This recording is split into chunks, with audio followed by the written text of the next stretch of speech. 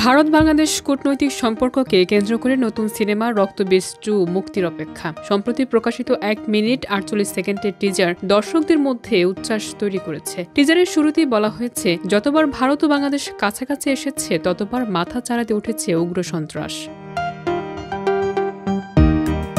সিনেমায় সীমা বিশ্বাস শেখ হাসিনার চরিত্রে অভিনয় করেছেন বলে নেটিজেনরা ধারণা করছেন। টিজারে দেখা গেছে ভিক্টর ব্যানার্জি প্রয়াত রাষ্ট্রপতি প্রণব মুখার্জির চরিত্রে।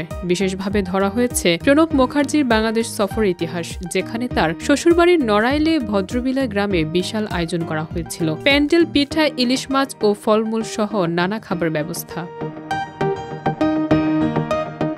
রক্তবীজ 2 এ ধারাবাহিক চরিত্রে আছেন আবির চট্টোপাধ্যায় ও মিমি চক্রবর্তী। নতুন সংযোজন হিসেবে অঙ্কুশ হাজরা ও কৌশানী মুখোপাধ্যায়ও রয়েছেন। ট্রেলারে অঙ্কুশকে শীতল খলনায়কের ভূমিকায় দেখা গেছে। সিনেমার একটি আইটেম গানে উপস্থিত আছেন নুসরাত জাহান। টিজার মুক্তির পর অঙ্কুশের অভিনয় বিশেষভাবে প্রশংসিত হয়েছে। সোশ্যাল মিডিয়ায় দেব লিখেছেন, টিজারটা দেখে খুব ভালো লাগলো ভাই, আমার অনেক শুভেচ্ছা গোটা টিমের জন্য।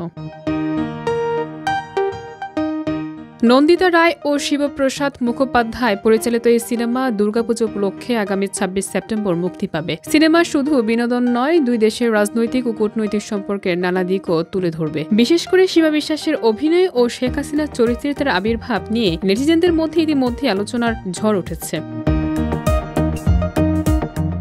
ভারতীয় পর্দায় আসার আগে রক্তবীজ 2 ইতিমধ্যেই সামাজিক যোগাযোগ মাধ্যমে ব্যাপক প্রতিক্রিয়া তৈরি করেছে। এটি কেবল সিনেমা হিসেবে নয়, ইতিহাস ও কূটনৈতিক বাস্তবতার প্রতিফলন হিসেবে দর্শকদের আগ্রহ আকর্ষণ করছে। সিনেমার টিজার দেখেই বোঝা যাচ্ছে, এটি দুই দেশের সম্পর্ক ও রাজনৈতিক ইতিহাসকে জীবন্তভাবে ফুটিয়ে তুলতে যাচ্ছে।